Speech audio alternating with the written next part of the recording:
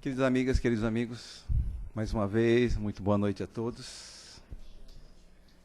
Aos amigos internautas, nosso boa noite também, nosso abraço fraterno.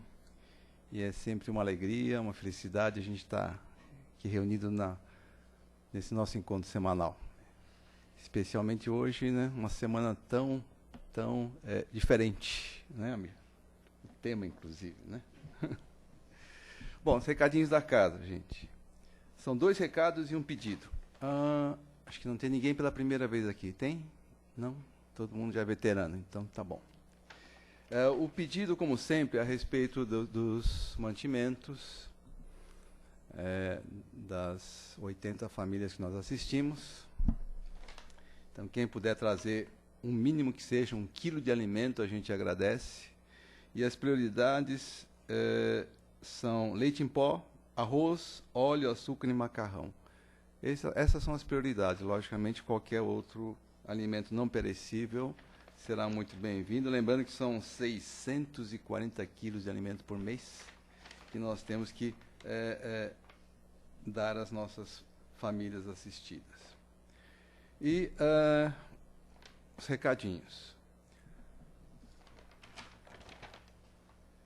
Casa do Caminho Santana, como faz todos os anos, vai promover a viagem a Sacramento Araxá.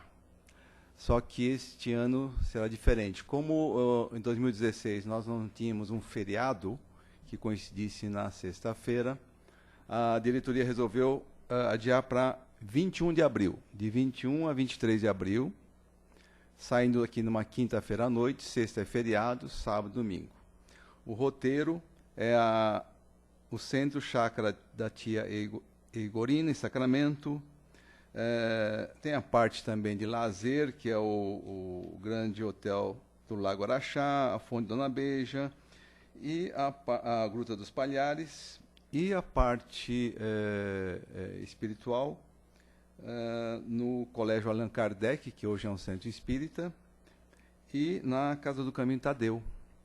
Quem já foi sabe que não é simplesmente uma viagem. Quem aqui já foi? Levanta a mão, por favor. Muita gente. Aí a gente estende esse convite a quem ainda não participou, que não é simplesmente uma viagem, é uma vivência muito forte, onde, com certeza, cada um vai ter o seu momento, vai ter a sua vivência lá, seja na Casa do Caminho Araxá, do Tadeu, ou na Iegorina, em algum momento, alguma mensagem da espiritualidade vai acontecer. Pode ter certeza disso. Então, fica aí o nosso convite. O valor são R$ 750 por pessoa, incluindo transporte, hospedagem, alimentação, em 5 parcelas de R$ 150 a partir de dezembro. Quem quiser mais informações ou comprar, só procurar a gente, a Sandra, a Cida, que a gente está aí à disposição. E outro convite é que em fevereiro a gente vai iniciar as turmas para o curso de Doutrina Espírita, primeiro ano. E aqui quem já fez ou quem está fazendo o curso sabe que é um ensinamento especial, é um ensinamento para a vida. Não é simplesmente uma pedagogia espírita, ou simplesmente aprender um pouco mais da teoria do Kardec, baseada no Pentateuco. Não. É um enriquecimento da gente, a gente passa a ter uma nova forma de visualizar a vida. Difícil a gente explicar isso em palavras, só realmente quem começa a estudar, a gente tem vários estudantes aqui já, e quem participa disso é que realmente consegue assimilar isso. A gente pode pensar, puxa, mas 3 anos aqui, tem primeiro, segundo e terceiro ano. É uma vez por semana, 1h30. É um investimento muito pequenininho nas 24 horas que a gente tem todos os dias. Né? Então fica aí o nosso convite. Quem se interessar, é só passar pelo plantão meia hora antes de cada palestra. Tá bom?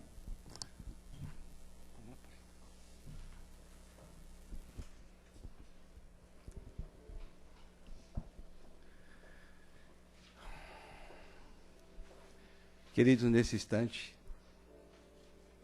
Se confortável for, vamos cerrar os nossos olhos físicos.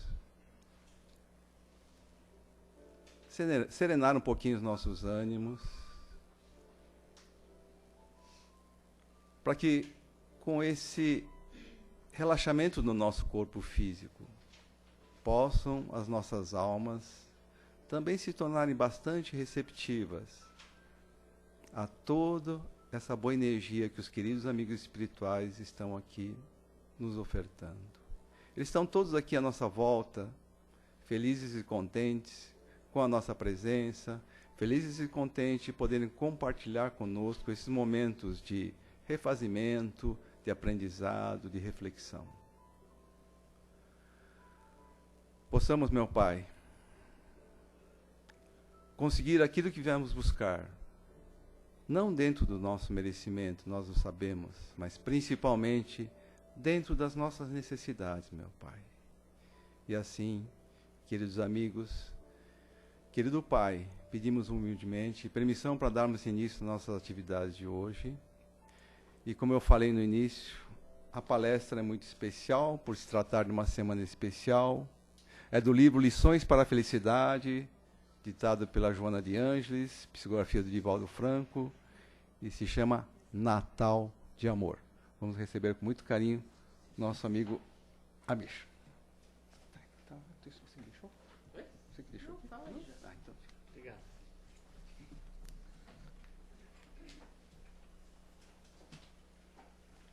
Boa noite. Bom, reclamações. A última vez que eu fiz a palestra aqui, eu achei que era a última do ano, falei, né? Me despedi tudo e agora vocês vão ter que me aguentar mais uma vez, a culpa é da Sandra. Então, reclamações diretamente com a Sandra. Essa não estava prevista, a gente fez uma substituição de uma amiga. Tudo bom, gente? Aqui eu estava falando, da gente falar sobre o Natal, né? É difícil falar sobre o Cristo, né? E ainda mais nessa palestra logo antes do Natal, né? Porque a gente se sente um protozoário falando de um ser complexo, né? Mas é verdade. Porque olha só, quando a gente foi construindo aí ao longo dos séculos concepções de Deus e concepções de um Messias, um pouco mais para frente, com que linguagem verbal e mental você concebe Deus e concebe o Messias? Com a que nós temos, né? Então é muito complicado para nós. O espírito da categoria de Jesus, ele consegue nos descrever, nos entender, nos direcionar muito bem, porque ele já esteve nesse estágio. Nós nunca estivemos no estágio que ele está, então é muito difícil procurar colocar na nossa mente limitada alguém que tem atributos praticamente infinitos. Já pararam para pensar nisso? E aí no Natal ainda, né? Que é quando a gente se sente ou quer se sentir um pouco mais comprometido com ele. Porque a gente passou muitos séculos vendo um Jesus distante, né, nas religiões mais tradicionais. Nenhuma crítica a essas religiões, isso faz parte da própria progressão do pensamento e dessas ideias que nós estamos falando. Concebendo como um ser completamente diferente, um ser completamente à parte de nós. Daí vem a primeira, vem a segunda, vem a terceira revelação espírita, né? A terceira revelação que é a revelação espírita. E começa a descrever uma coisa um pouco diferente. Fala assim, olha, ninguém foi criado diferente. Todos foram criados simples e ignorantes e vão chegando aí nas escalas, né? Que tem aquela escala espírita e você vai galgando, galgando, galgando, até chegar a ser um espírito puro. E aí lá na Revista Espírita, se eu não me engano, é uma mensagem do espírito Lacordaire, ele diz o seguinte, olha, no topo da escala dos espíritos puros estão os Cristos. Aí você fala, nossa, mas peraí, lá no livro dos espíritos fala que espírito puro é espírito puro, realmente, em termos morais.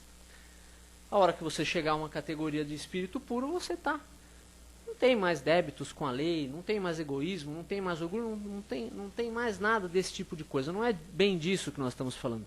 Nós estamos falando de desenvolvimento de potenciais criadores, que é o que vai, quando você resolve os problemas morais, te aproximando mais e mais de Deus. Até que um dia você pode falar que você e o Pai são um.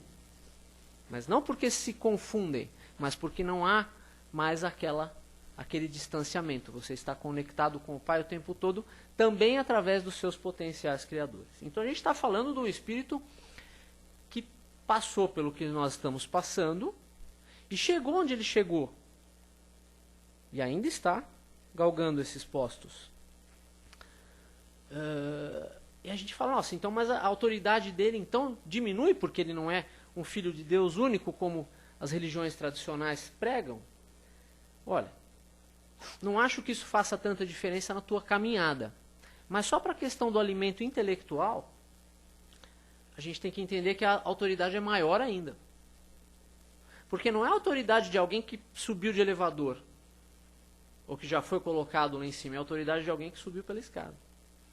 Pela mesma escada que nós estamos passando. Então é uma autoridade real, é uma autoridade vivenciada. Não é uma autoridade dada de graça. É gostoso pensar nessas coisas, né? A gente às vezes não para muito para pensar nisso. E quando esse planeta foi criado, aí, quantos bilhões de anos tem a Terra? 14, é isso? 14, né? Sei lá, 4? Não, a Terra acho que é 4. 14 acho que é o universo. 4, isso. 4, 5, sei lá. Bilhões de anos, Jesus já era um Cristo. Então, há 4, 5 bilhões de anos, Jesus já era Jesus. Está de uma maneira um pouco cifrada ali, logo no comecinho do Evangelho de João também, né? No princípio era o Verbo estava com Deus, o Verbo era Deus. Tudo foi feito por ele, sem ele nada foi feito. E lá no final, depois ele fala que tem muitas outras coisas que Jesus fez. E que todas elas fossem escritas, o mundo inteiro não poderia conter os livros que se escrevessem. Por que eu fiz esse introito? Para a gente pensar um pouco de quem nós estamos falando. Né? Você sabe com quem está falando? Sim, nós estamos falando de alguém que há 4 bilhões de anos já era um espírito dessa categoria. E ali, juntamente com Deus, né, no exercício desse potencial criador desenvolvido que a gente estava falando, ele foi co-criador do nosso planeta Terra. Em todos os seus detalhes, em todas as suas formas geológicas, em todas as suas formas de vida, muito bem assessorado pelos seus auxiliares. Aí ele vem e começa a trazer algumas novidades para nós. Uma delas é essa que o texto traz aqui, ó. Vinde a mim, pois, todos vós que estáis aflitos e sobrecarregados, que eu vos aliviarei. Tomai sobre vós o meu jugo. Todo mundo sabe o que é jugo? Não tem nada a ver com julgar, né? Às vezes tem gente que confunde um pouco isso. Jugo é uma coisa que se colocava, acho que até hoje, talvez, no boi ali, no cavalo, para ele puxar a carroça. Por isso que tem aquele nome jugular, né? Que é mais ou menos nessa região. Da jugular ficava aquele negócio para prender a carroça. Então uma coisa é uma coisa que prende. Tomai sobre vós o meu jugo e aprendei comigo que sou brando e humilde de coração. E achareis repouso para as vossas almas, não necessariamente para os vossos corpos. Isso eu estou acrescentando, tá? Pois é suave o meu jugo e leve o meu fardo. Olha só, ele falou que ele era humilde. Humilde é uma das coisas que às vezes a gente não compreende muito bem. Humildade não tem nada a ver com humilhação. Só o radical da palavra, mais nada. Porque aquele que é humilde é aquele que sabe exatamente o que ele é. Nem mais e nem menos. Porque se você se coloca menos do que você é, você está dizendo que a criação do Criador é uma porcaria. Você é filho de Deus. Você é criação divina. Você está destinado à perfeição. Então a gente não é uma porcaria. Mas aí também a gente às vezes caminha para o outro lado e começa a se achar o bam. E isso também é a outra ponta do erro. Né? É a outra ponta do erro que muitas vezes faz com que, nas próprias palavras do Cristo, aqueles sábios e prudentes não conseguem enxergar as coisas que as pessoas mais simples enxergam dos ensinamentos dele. Paulo foi compreender isso muito depois, né? Quando ele fala, um homem de uma sabedoria intelectual intensa, de estudos intensos. E aí ele fala, olha, se eu falar todas as línguas, língua dos homens, a língua dos anjos, conhecer todas as coisas, entregar o corpo para ser queimado, tudo isso, mas se você não tiver amor, ou seja, você não tiver caridade, não transformar o seu coração, isso não vale absolutamente nada. Então, às vezes, um coração puro, uma mente mais simples, mais humilde, sabe exatamente o grau que está, ela consegue compreender melhor o Cristo, porque ela não observa os ensinamentos do Cristo pela lente do orgulho e nem do egoísmo. Tão forte quanto aquele que não tem essa virtude. Esse ensinamento dele já começou pela manjedoura. Porque olha só, o pessoal estava esperando chegar um Messias que fosse libertar ali o povo escolhido, certo? Eles estavam aguardando um Messias. Primeiro, ele chega e fala que não tem povo escolhido, que todo mundo é igual. Como assim? Nós não somos os escolhidos? Não. Todo mundo é igual. Aí ele já dá, isso já é um choque na cabeça do pessoal da época. Depois ele fala que você tem que, ele renova muita coisa, ele fala, olha, está falando ali, a lei antiga falava isso e aquilo, eu porém, olha, vou te resumir a lei e os profetas. Ama a Deus sobre todas as coisas e o próximo como a ti mesmo. Aí fala assim, mas peraí. E o guardar o dia de sábado desce daquela maneira? E o lavar a mão antes da comida? E o negócio lá de sortear no templo lá, quem é que vai fazer a oferta do incenso daquele dia? Que era uma espécie de honraria. Práticas exteriores. O pessoal da época, a gente provavelmente estava incluído nessa época, sempre achando que através das práticas exteriores você atingiria aquele pretendido céu. Primeiro ele vem e fala que não é através dessas práticas exteriores. Ele fala que o reino de Deus está dentro de vós. O reino de Deus não vem com aparência exterior. Mas como que não vem? Não vem. Vem do quê? Do coração puro. Que depois ele fala, é a obra divina no coração dos homens. Isso é o reino de Deus. Pô, mas não é um lugar, então, que eu tenho que ir, procurar ter uma casa lá, um lugar legal para eu ficar? Não, não é um lugar. Você pode até ter lugares associados a espíritos mais felizes. Mas esses espíritos não estão presos nesses lugares, como nós, mais aqui inferiorizados, estamos presos num planeta de provas e expiações. A gente não pode ir daqui para um mundo feliz, pode? Mas quem vive num mundo feliz pode vir aqui nos visitar, e eles vêm. Nos ajudar, né? Então essas práticas exteriores é uma coisa assim, é difícil a gente se livrar. E agora no Natal vira até uma espécie de clichê, né? Em todas as casas religiosas, nós inclusive, fazemos aquela palestra, olha, esquece um pouco ali do peru do Natal, do amigo secreto, da compra lá, da bebedeira do dia do Natal e tudo, da ceia, que a gente enche a pança que depois não consegue nem dormir. Vira até um clichê porque a gente repete muito isso, né? E realmente, é melhor você fazer um Natal um pouco mais, talvez até mais modesto, para poder ceder alguma coisa para outra pessoa. Talvez um Natal que te sobre um pouco de tempo para você dedicar para o próximo. Né? É verdade. Mas assim, Jesus também conviveu com esse tipo de coisa na época dele. E ele não brigou com essas coisas. Quer um exemplo? Aquela passagem que ele transforma a água em vinho. Ele fez isso durante uma festa de casamento. Aí ele vai lá, né, o povo já estava bebendo vinho ali na festa de casamento. E a mãe de Jesus vem chamá-lo e fala, olha, acabou o vinho. Acabou o vinho? Acabou o vinho. Ele fala, mulher, ainda não é chegada a minha hora. Ele estava dizendo, não tem nada a ver com isso. Mas aquilo fazia parte da tradição da hora ali. Depois eu vou falar um pouquinho de Pedro.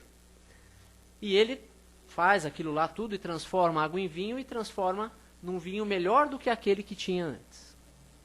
Ele faz isso dentro de uma festa de casamento. Será que isso é por acaso? Ou é para nos mostrar, em tudo o que ele fazia, tinha um ensinamento? Ou é para nos mostrar que no casamento, se você uma hora não fizer essa migração da água para o vinho dentro, mudar o tipo de sentimento, quem é casado aqui há mais de 5, 6 anos sabe bem do que eu estou falando. Você não fizer um pouco essa essa mutação do sentimento, né? Tirar um pouco daquele sentimento naturalmente, né? Não precisa às vezes lutar para tirar isso, porque é uma coisa natural até da idade. Esse sentimento um pouco mais erótico, um pouco mais carnal, vamos dizer assim, ele vai dando lugar a sentimentos mais puros. E esse sentimento é capaz de durar décadas. Porque aquela paixão do início, ela dura 18 meses, alguma coisa assim, no máximo. Porque senão até nem o corpo, nem o cérebro aguenta. E aí ele transforma essa água em vinho. Então ele já deu um ensinamento ali logo de cara. E por que eu disse que ele não brigou com as coisas? Porque Pedro vira para ele e fala assim, isso está no livro Boa Nova, se eu não me engano. Mestre, você não estimulou ali a bebedice, ali o pessoal encher a lata ali, transformando a água em vinho? Não era melhor ter deixado o povo tomar água mesmo? E isso tinha tão pouca importância para Jesus, porque ele estava preocupado com a essência, e não pelos esses costumes da época que desviavam um pouco o pessoal. Ele pensava na essência da coisa. Aí ele vira e dá um outro ensinamento que Pedro só compreenderia mais tarde, quando ele fala, Pedro, conheces a alegria de servir a um amigo? Se referindo ao dono da festa, né? Conheces a alegria de servir a um amigo? E depois, na vida de Pedro, depois de 50 anos depois, aquele vinho que ele tomou aquela noite, que todo mundo tomou aquela noite, não tinha mais importância. Mas esse ensinamento que o Cristo deu para ele começou a compreender. Porque ele passou as décadas seguintes servindo um amigo. E morreu servindo um amigo. Né? Então, assim, o que a gente tem que pensar, a gente já está pronto para cortar essas coisas todas. Né? Cortar o amigo secreto, cortar o presente, cortar o peru, cortar não sei o quê. Tudo bem, se estiver preparado é legal, porque a gente vai interiorizar um pouco, vai conseguir meditar um pouco mais, vai conseguir interiorizar um pouco mais o significado do Natal. Mas se a gente não estiver preparado e a gente ficar pensando nessas coisas e não tem, talvez a gente esqueça da essência.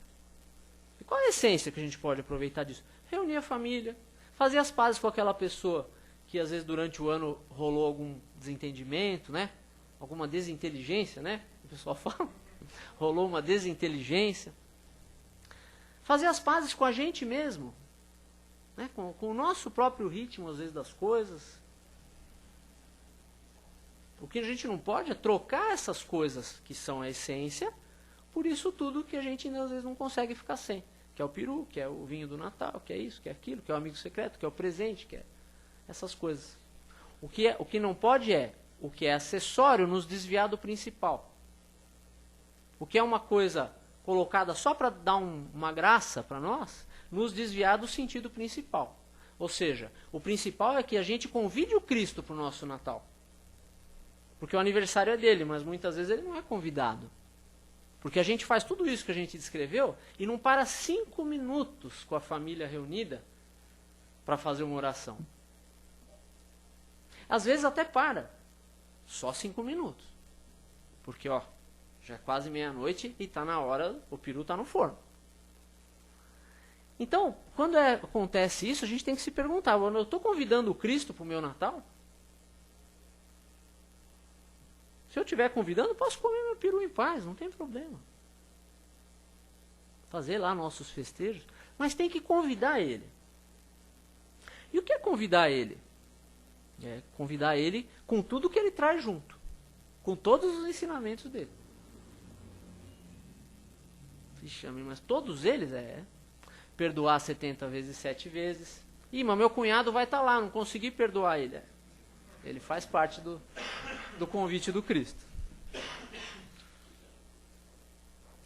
Ah, mas... E oferecer outro lado da face? Aquele vizinho lá que eu discuti com ele lá, vai estar lá também. E ele me xingou, xinguei ele de volta. Eu não consegui dar outra face. Ele também faz parte. Ah, e aquele que me pediu para bater um papo com ele, e eu só consegui conversar 5 minutos com ele, porque ele estava com um problema lá, mas estava me enchendo, eu tenho meus próprios problemas. Aí você não conseguiu caminhar os 2.000 passos, aquele que te pediu para caminhar 1.000. Talvez não consigamos caminhar nem os primeiros 1.000. Nossa, mas faz algum sentido? Isso faz. De repente, nos primeiros 1.000 passos, você não consegue compreender o outro e ele não consegue te compreender. Caminha 2.000.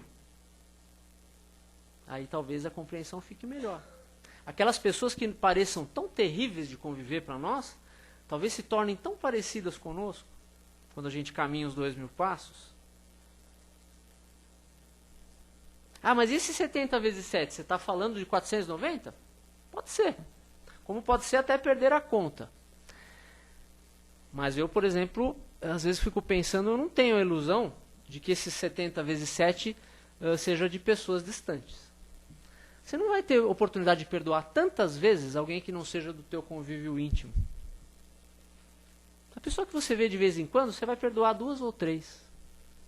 70 vezes 7 precisa ser alguém próximo. E Jesus manda amar a quem? Ao próximo como a ti mesmo. Ah, não é o próximo que está lá na Etiópia? Também, se você puder mandar alguma coisa lá para ele, é legal. Mas o próximo que está próximo é responsabilidade nossa. E esse é o mais difícil, é amar o próximo que está próximo. Porque o próximo que está distante é uma beleza. A gente olha de longe e fala, nossa, que próximo mais legal. Mas o próximo que está próximo é difícil. Porque ele nos vê no dia a dia. Ele nos vê cometer os nossos erros. Nós vemos ele cometer os erros dele. Os erros muitas vezes são os mesmos, os nossos e o dele. E isso vai sendo, às vezes, nesse processo de autoconhecimento, é uma coisa difícil de ver. Que tudo aquilo que a gente critica no outro, a gente começa a perceber que aquilo não é tão diferente do que a gente faz, ou é dolorido demais isso.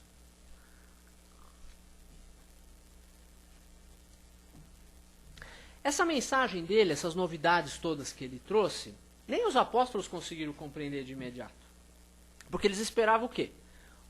Um Messias, né, libertador, que nascesse num palácio. O cara vem e nasce numa manjedoura. Esperavam que ele viesse numa família abastada, que ele fosse um príncipe poderoso, que ele fosse alguém que pudesse libertar o povo escolhido pela força. E aí ele é um filho de um carpinteiro. Esperavam alguém que fosse buscar os poderosos para poder fazer o que ele disse que veio para fazer. Ele não buscou os poderosos, ele foi buscar pastores, pescadores, andava com publicanos, né, que eram os cobradores de impostos lá da época, com prostitutas, com quem viesse procurá-lo. E aí a gente às vezes pensa que é só com eles que ele andava, e não era.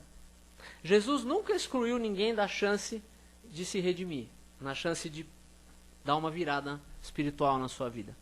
Quer 2 exemplos? Um é o Espírito Emmanuel. Ele descreve isso no livro há 2.000 anos. O encontro que ele teve com o Cristo, Jesus fala isso para ele. Falou, olha, você tem uma oportunidade. Ele não conseguia nem olhar para o Cristo direito, né? Ele estava sentindo coisa ali que ele não sabia o que estava acontecendo. E Jesus fala para ele, você tem uma chance agora de se redimir e de passar a fazer um novo caminho na tua vida. Só que está no teu querer aproveitá-la agora ou somente daqui a alguns milênios. E foi dali a alguns milênios, né? Ele decidiu fazer um outro caminho, Jesus respeitou isso. Jesus não viola o nosso livre-arbítrio. Ele fala, né? Eis que estou à porta e bato.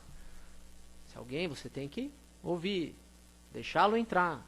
Aí ele vai cear com você. Outro exemplo foi o sacerdote Hanã. Isso com certeza está lá no livro Boa Nova.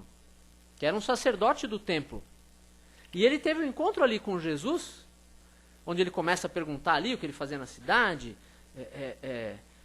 começa a debochar de Jesus, dizendo que se ele não tinha o apoio de nenhum príncipe ilustre, como é que ele queria fazer aquilo e tudo, e Jesus vai dando pérolas de sabedoria para ele. Você conhece Roma ou Atenas? Eu conheço a vontade do meu Pai que está no céu. Conhece os códigos do templo? Aí ele começa a falar de sentimento e da boa vontade, que os trabalhadores começaram a chegar de todos os lugares. O homem não entende, mas não entende por quê? Aquilo que nós falamos do início. O senador romano e o sacerdote Hanã, né, Emmanuel e Hanã, não entenderam por quê? Porque era difícil olhar alguma coisa que pudesse ao mesmo tempo ser tão simples e tão sábia e compreendê-la mesmo por trás do orgulho que eles tinham na época. É difícil. O orgulho nos cega, o orgulho nos coloca uma lente que distorce tudo. Por isso é tão difícil. E acaba sendo difícil para nós do mesmo jeito. Não estamos falando deles, estamos falando de nós, né? De todos nós. Então, assim, do mesmo jeito que ele deu a chance para os pescadores e para os pastores e tudo, ele também deu a chance para os poderosos. Todos que passaram, que tiveram algum tipo de contato ou com o Cristo ou com os seus ensinamentos, tiveram essa chance. Só que os mais simples têm a tendência de aproveitar mais facilmente. As mulheres até têm a tendência de aproveitar mais facilmente. Eu não contei aqui, mas com certeza tem mais mulher do que homem. Todas as casas que eu dou palestra eu reparo isso, tem sempre mais mulher do que homem. Por quê? Porque nós, homens, a gente está muito ligado ainda nessa coisa do ganhar dinheiro, do vencer, né? Naquela coisa do masculino mesmo, né? Do entendido aí na psicologia, tal como essa componente mais masculina. E as mulheres se interiorizam mais e buscam mais rapidamente o espiritual. Elas entendem mais rápido do que a gente só vai entender depois, né? Talvez por isso lhes dê a oportunidade de serem mães, né? Porque nós não temos ainda esse preparo. Basta ver, se for de Natal, e até vai vindo as coisas bem dessa época, né? Um pouco antes ali, quando ia nascer João Batista, o anjo vem, né? E fala ali para Zacarias, que era o marido da Isabel. Olha, você vai aí, tua esposa vai engravidar. O homem era idoso já, né? Vai engravidar tal, e vai nascer um filho, tu te chamará João, ele vai ser o precursor, vai fazer isso, nunca vai tomar bebida fermentada, isso e aquilo e tal. Olha a reação dele. Como é que eu vou poder me certificar disso? Está no Evangelho de Mateus, pode olhar lá. Como é que eu vou ter certeza disso? Aí ele fala algumas coisas tal, e depois as coisas tomam o seu rumo. E aí ele vai para Maria. E ela fala coisas muito mais difíceis de acreditar, difíceis de compreender. E ela fala, eis aqui, Senhor, a tua serva. Não questiona, não pergunta como é que ela vai ter sido. Não, ela faz o que ela tem que fazer. Primeiro ela faz o que ela tem que fazer, depois ela entende. E disso a gente conclui que Jesus, na verdade, a gente pensa, né? Ele estava lidando com pescadores, ele estava lidando com pastores, só procurou o povo que não sabia de nada. Não é.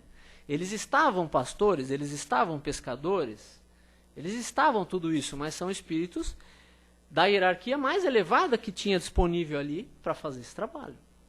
E mesmo assim, eles não entenderam direito o que Jesus vinha fazer. Esse é o motivo principal também da traição de Judas, entre aspas, né? Judas esperava ali que o Cristo comandasse uma espécie de milícia para tomar o poder ali pela força. Por isso ele foi fazendo o que ele fez. Então também não tinha entendido. Pedro também entendeu melhor, mas ainda tinha dúvidas, porque ele achava que conseguia tudo e teve que negar Jesus 3 vezes, porque o medo ainda era maior do que a coragem de servir. Todos eles, como nós faríamos, né? Não entenderam. E a gente até hoje está com dificuldade de entender. A gente até hoje está pensando que Jesus, né, puxar Jesus para dentro da gente é uma, como a gente vem há muitos milênios, uma religião de 1 hora por semana. De colocar o incenso, de não comer carne no dia tal, de fazer oração neste ou daquele jeito, de colocar uma veste dessa ou daquela maneira. Aí a gente vem para o Espiritismo, a gente se convence que abriu mão de todos esses rituais, mas a gente cria outros. A própria coisa que às vezes nós chamamos de caridade, muitas vezes a gente faz como um ritual. Né? Muitas vezes a gente vai fazer a caridade, vai fazer alguma coisa pelo próximo. Por quê? Porque está na hora. E essa é a minha hora de fazer caridade. Só que Jesus, ele nos pede uma coisa diferente. Eu, por exemplo, fui surpreendido pela Sandra com esse pedido de substituição. Tive uma semana passada no trabalho muito, muito difícil. Talvez a mais difícil dos últimos anos. E isso me derrubou um pouco a sintonia espiritual. Aí quando ela me pediu, eu falei assim, eu não estou em condição de fazer uma palestra sobre o Cristo, ainda mais na época do Natal.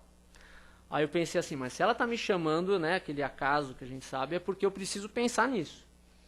E aí eu comecei a pensar nisso a meu respeito. Falei assim, poxa, mas eu não tenho o direito de sair da sintonia porque eu tive uma semana difícil. Teve um monte de gente que teve uma semana difícil. Teve gente que teve a última década difícil. Teve gente que teve as últimas 15 encarnações difíceis. e algumas delas não estão fora da sintonia. E eu, porque tive uma semana difícil, me acho no direito de sair da sintonia. Aí comecei a pensar nisso, eu falei, mas a religião que o Cristo nos pede, não é essa religião das práticas exteriores, é aquela de você ficar sintonizado. Como se fosse desencarnar daqui a meia hora e pudesse ir tranquilo, sem se apegar a nada, sem ter dúvidas, sem ter medo, sem ter culpa, sem ter nada. Até porque essas dúvidas e medos são essas coisas que pesam na alma da gente, que ele fala, olha, toma o meu jugo, que o meu jugo é suave, o meu fardo é leve. Por que é leve? Porque não tem culpa, não tem medo, não tem orgulho, não tem egoísmo. Nos ensina a nos livrarmos dessas coisas aos poucos. Como Pedro, por exemplo, fez. Foi se livrando aos poucos.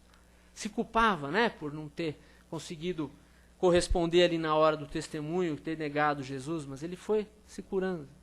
Ponto de partida para isso é quando Jesus fala para ele, cuida das minhas ovelhas. Ele pergunta, 3 vezes, né? Tu me amas? Sim, mestre. E depois ele fala, cuida das minhas ovelhas. Aí ele passou a ver que o importante não era o que ele tinha feito ali, que era o máximo que ele podia fazer na época, era o que ele faria depois, com o material de conhecimento, de sentimento, de compreensão que ele pôde angariar do Cristo quando o Cristo estava com ele. E aí eu vou terminar essa palestra contando justamente uma passagem de Pedro. Isso está no livro, eu já contei aqui com certeza, está no livro Antologia Mediúnica do Natal. Só para a gente entender o que é um coração transformado. Pedro já tinha mais ou menos, ali já tinha construído a Casa do Caminho, passado décadas trabalhando. Quem já me ouviu falar isso, tem um pouquinho de paciência, mas é gostoso ouvir isso no Natal. E aí ele já tinha mais ou menos 80 anos de idade.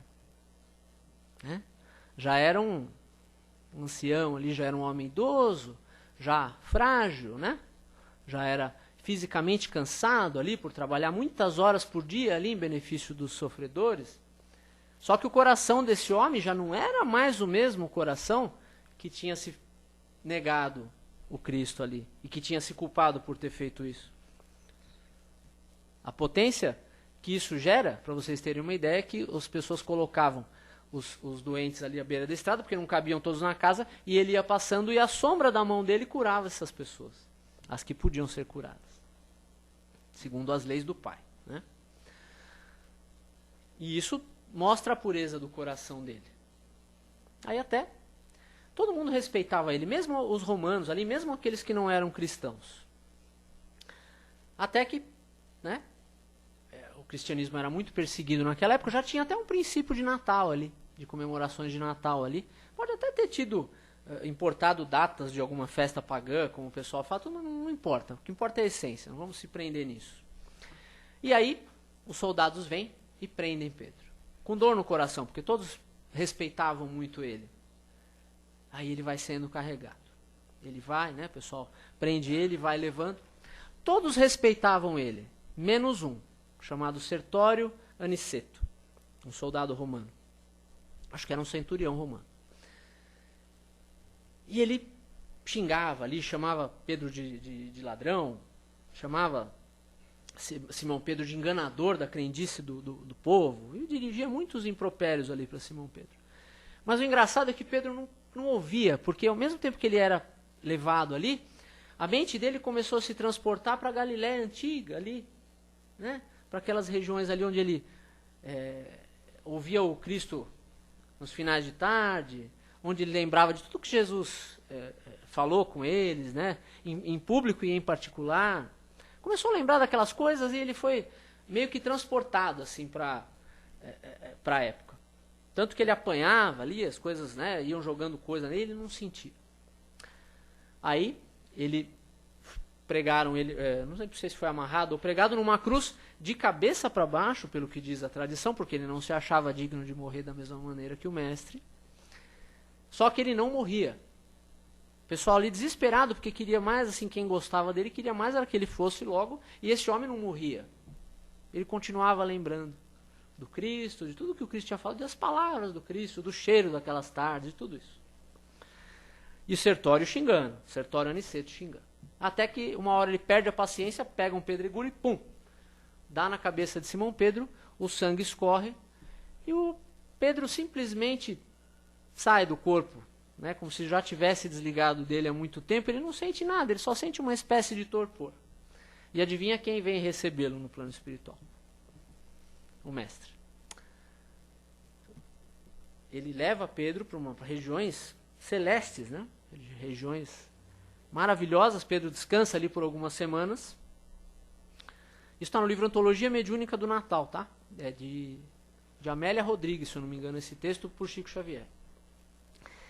E aí Pedro descansa e fica um tempo lá nessas regiões, e Cristo fala para ele: Pedro, descansa o quanto quiseres, mas não me é lícito ficar aqui descansando enquanto houver um gemido na terra. Aí ele fala: mestre, eu estou pronto para ir com você agora. Dessa vez ele não negou, né? E foi. Os dois atravessam uma região escura e chegam a um pequeno cemitério ali, da região onde ele estava, onde estava o túmulo ali de Simão Pedro, e já era uma espécie de comemoração primitiva ali do Natal, né? Por isso que fala o Natal do Apóstolo, o nome desse texto. E aí eles atravessam a região escura e o pessoal se reunia no cemitério ali, porque era o único lugar que eles tinham um pouco de tranquilidade ali para se reunir. Cantavam, né? Algumas coisas. Aí o Cristo vira, cutuca Pedro e fala assim: Pedro, alguém te chama. Ele olha ali para o local do túmulo dele mesmo, de Simão Pedro. Tinha ali um soldado com uma criança doente nos braços. Vocês podem adivinhar quem era? Sertório. Tinha modificado um pouco seus pensamentos e trazia o filhinho ali muito, muito doente, né, queimando de febre, e pedia ali, do lado do túmulo de Simão Pedro, que o Cristo e que Simão Pedro pudessem curar o seu filho. Simão Pedro se comove, né, é até difícil, né?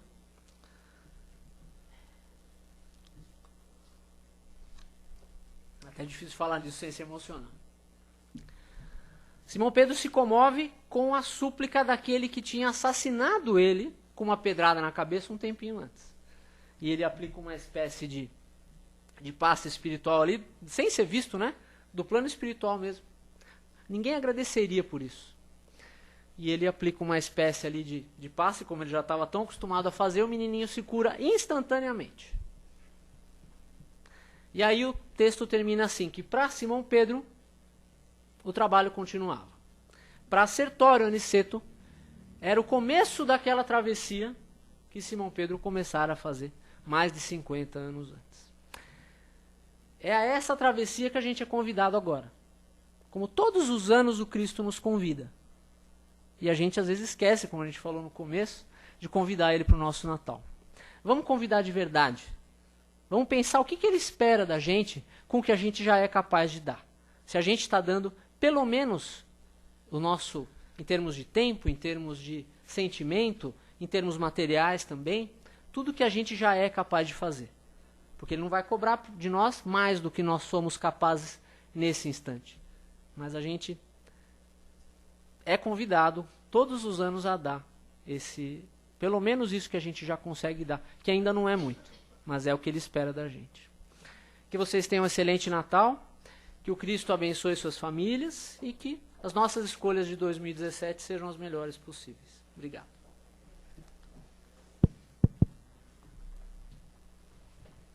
Tema lindo, né? Natal de amor. Esqueci da pergunta. E agora um momento de perguntas ou de comentários sobre o tema. Só levantar o dedinho, por favor.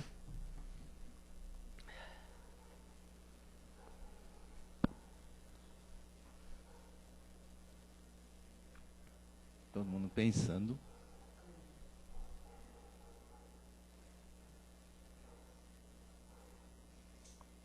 Ah, tem o negócio do Lourenço. A Cassandra pediu para ler. Ele fez antecipado hoje, hein? Um abraço, Lourenço. Amir, boa noite. Abraço a todos os presentes. Me permita lembrar que no dia de ontem, 19 de dezembro de 98, nascia o Centro Espírita Casa do Caminho Santana.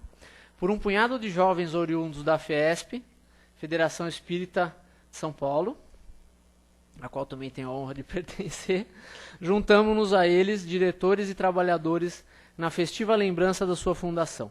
Márcio Bellini, Leandro Alves de Oliveira, Wagner Algosino, Luiz Fernando, Luiz Henrique Castro Pereira, José Newton do Nascimento, Joel de Almeida e Lourenço Rendese Júnior. São 18 anos voltados para o bem e o próximo. A todos um Feliz Natal repleto de sonhos e de vida. Essa aqui eu vou deixar até aqui. Um abraço, Lourenço. Um abraço especial, Lourenço, nosso e do público todo que está aqui. Um feliz aniversário. Então é um cumprimento duplo pelo Natal e pelo seu aniversário. Abraço, Lourenço. Obrigado, Lourenço. Um abraço para você. Excelente Natal. Alguém? Última chance? Não? Obrigado, Amir. Não, Amir, só complementando, né, o que você falou, essas histórias no Evangelho em que as pessoas se superam, né? Pedro é um exemplo, né? Pra gente não desanimar mesmo diante das nossas mazelas, né? E ele onde chegou depois, né? Só complementando. Acho que todo mundo ali no Evangelho é uma história de superação, né? E aquilo que eu falei das mulheres, por exemplo, você vê quantas mulheres, aquelas que tiveram mais coragem no momento do testemunho mesmo, no momento que a coisa estava violenta mesmo, foram as mulheres. Né? Elas não se afastaram. Homem, a gente tem medo até de tomar injeção. Então, Amir, essa questão da superação, eu acho que é uma batalha grande entre culpa, responsabilidade, o que eu fiz, o que eu posso passar a fazer, ou não posso, né? Porque a culpa te diz que você não pode ir para frente em momento nenhum. E me impressiona muito no Evangelho, sempre, todos esses momentos em que a criatura caminhava com todas as forças para a direção errada, tem o seu, sei lá, chame momento epifânico, do que for, e pega a mesma energia e joga para o caminho certo. Então, assim, eu fico pensando em Pedro, fico pensando em Paulo, fico pensando no próprio Francisco, criaturas que iam numa toada e modificaram. A minha pergunta vai nessa direção. O que é que está faltando para a gente ver em nós aquilo que Cristo vê em nós? Olha, eu acho que me veio na mente agora uma palestra que eu assisti do nosso amigo Haroldo Dutra, que ele fala o seguinte: olha, não subestime o poder de um coração verdadeiramente tocado pelo Evangelho. Né? Talvez a gente estude muito ainda o Evangelho, né? Mas a gente não deixou ainda ele entrar mesmo dentro da gente, né? E muitas vezes a gente estuda, isso eu estou falando em todas as religiões, inclusive nós espíritas, né? A gente estuda muitas vezes o Evangelho querendo aplicar ele na vida do outro. E isso é que torna difícil, né? A gente fala, nossa, que bom que eu estou lendo isso aqui, fulano tinha que estar aqui agora para eu falar umas verdades para ele do que eu estou lendo aqui e tal. Então a gente faz muito tempo que a gente quer aplicar o Evangelho na vida do outro, né?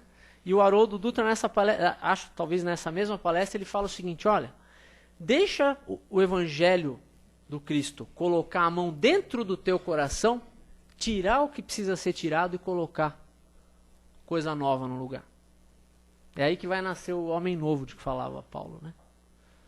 Então acho que é isso, é deixar o Evangelho realmente tocar a gente a ponto de nos fazer abrir mão de um monte de coisa que a gente gosta e a ponto de nos fazer engolir algumas coisas que a gente nega, né? Que existe, nega que fazem mal às vezes para o nosso orgulho, para a ideia falsa que a gente tem de superioridade da gente mesmo, né?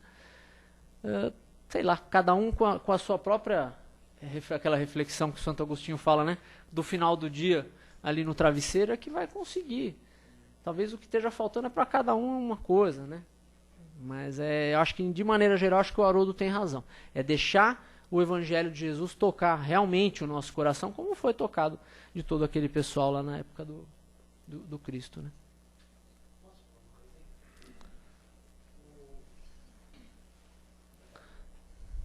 Oi, primeiro parabéns pela sua explanação. Obrigado. O Divaldo disse, dentro disso mesmo, complementando disso que você está falando, que o Haroldo Dutra falou tão bem, por sinal, o Divaldo falou numa conferência dele que nós deveríamos nos olharmos no espelho e fazermos duas perguntas a nós. qual a finalidade nossa na vida e o que Deus espera de nós. Isso. Mas ele falou que a gente tinha que fazer essa pergunta sempre. E que a resposta ela já está dentro de nós. É que nós temos que entender essa resposta, buscar essa resposta dentro de nós. E eu lembrei disso agora por conta do que você está falando, que é isso mesmo, é o que Deus espera de nós, o que Jesus espera de nós. E qual a finalidade nossa na vida, porque nós temos uma finalidade, é claro. Se a gente conseguir fazer essa pergunta, fazer a pergunta é mais fácil, mas obter essa resposta dentro de nós, que é muito mais difícil, acho que a gente vai dando alguns passos nesse sentido. Tem uma passagem ali da Bíblia, não me lembro exatamente onde, que ela fala o seguinte, que os juízos de Deus são loucura para os homens. E muitas vezes a gente quer entender Deus, entender o Cristo também, segundo o mundo, segundo a carne, né? Parafraseando aí Paulo. Segundo a carne. Segundo a carne não dá para entender Deus. Quando a gente tenta entender Deus segundo a carne, a gente chega naquele Deus punitivo, vingador, que castiga, que escolhe um povo e deixa os outros de lado, né? Que mata um monte de gente. A gente chega nesse Deus, é o Deus que a gente pensa segundo o mundo. Se a gente procurar pensar em Deus segundo o Espírito, a gente vai ter uma concepção muito diferente. Aí a gente vai conseguir mais facilmente, talvez a gente não consiga pôr em prática, mas pelo menos a resposta da pergunta fica mais clara. Né? Quando Cristo veio, a gente estava meio que na nossa adolescência espiritual. Aí ele vem e fala um monte de coisa que Deus queria da gente, que não condizia com a visão que a gente tinha de mundo e de Deus. A gente fala, não vou fazer o que esse cara está falando, não, eu quero fazer a minha vontade. Só que quando a gente faz a nossa vontade, dificilmente é a vontade nossa como espírito. Acaba fazendo a vontade do egão, né? Que é a vontade segundo o mundo, não segundo o espírito. Segundo o transitório, não segundo o imortal. Né? Esse é um contraponto que a gente sempre precisa fazer. Assim, eu estou me vendo realmente como espírito ou estou me vendo como alguém que daqui a 30 anos, aí, sei lá quanto, está de mala pronta para ir embora? Se eu sou só isso, não adianta, né? Agora, se a gente se vê como espírito, você fala assim, não, deixa eu ver, eu tenho alguns milhões de anos pela frente, não sei o quê, já fiz isso, já fiz aquilo. A visão se amplia, né? Às vezes você vê pessoas que, porque se aposentaram, eu tive algumas pessoas que trabalharam comigo que se aposentaram muito cedo. E você conversava com elas assim no final, assim, no último dia lá que estava trabalhando, e falava assim, o que você vai fazer agora? Né? Pessoas novas, cheias de saúde, cheias de vida. Agora eu vou descansar. Agora eu vou ver televisão, vou fazer isso, fazer aquilo. Puxa, agora que o cara tinha tempo para fazer o que ele não teve tempo de fazer até agora, que podia florescer um monte de coisa que só deu tempo de semear, não deu tempo de frutificar ainda. Aí o cara, cheio de saúde ainda, de vida, para só ver televisão. Né? E é isso, assim, a gente precisa se ver como isso e falar assim, não, se você se vê como alguém que tem a eternidade pela frente, você não consegue parar cheio de saúde e não fazer mais nada, não querer aprender mais nada, não querer progredir mais nada. Né? Então é a nossa visão de mundo, de Deus e da gente mesmo, que às vezes é distorcida e nos esconde essas respostas que você se referiu. Né?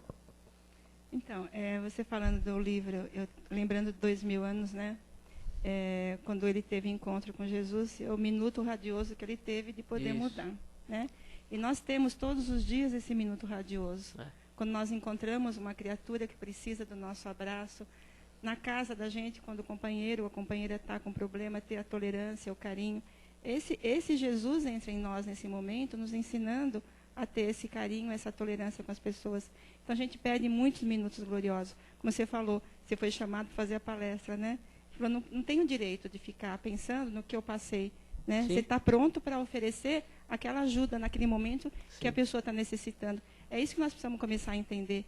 Deixar esse egão fora da gente um pouquinho, lembrar que nós somos espíritos, nós estamos aqui de passagem, essa matéria vai ficar. Né? O que vão ficar são as ações da gente só. Então a gente perde todos os dias essa oportunidade. Todo momento nós estamos perdendo um minuto radioso. E quando a gente começa a ver isso, o trabalho se torna um prazer. Tudo que você faz pelo outro e pela gente mesmo, né, se torna um prazer. Deixa de ser aquele sofrimento, né? Passa a ser uma tarefa agradável, uma tarefa gostosa. Isso. Obrigado, gente. Bom Natal para todos.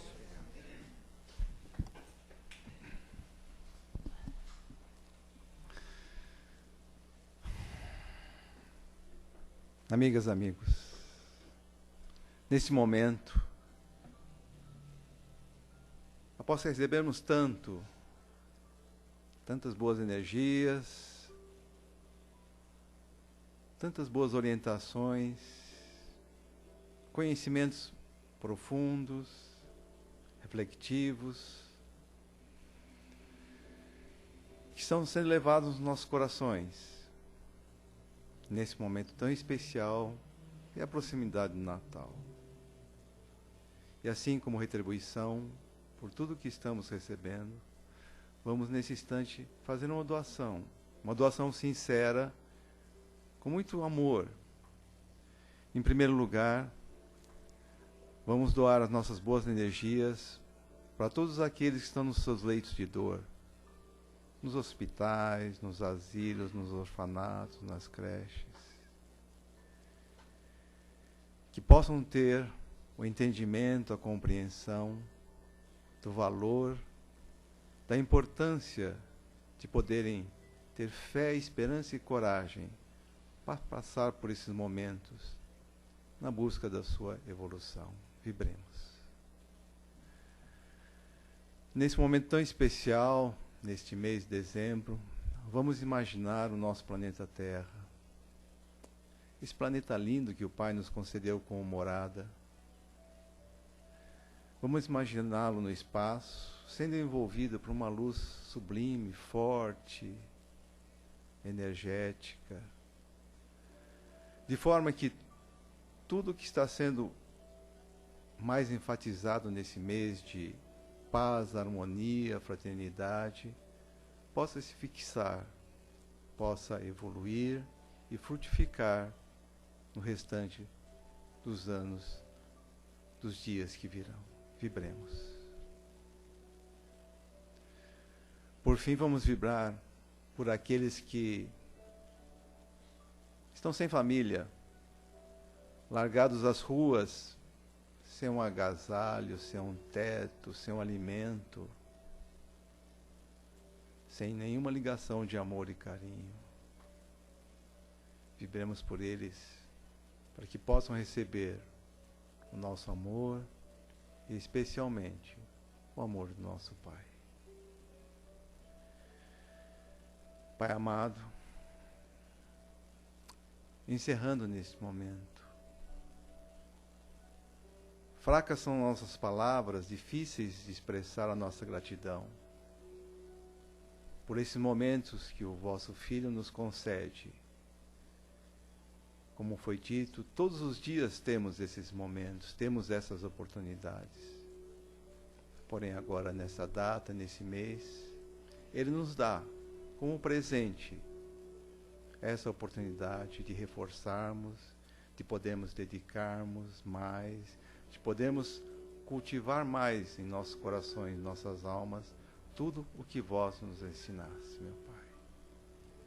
Que assim seja, graças a Deus. Queridos amigos, pedimos a todos permanecerem em silêncio, focados naquilo que vieram buscar. Um Feliz Natal, um bom princípio de ano a todos, com as bênçãos do nosso Pai. Que assim seja, graças a Deus.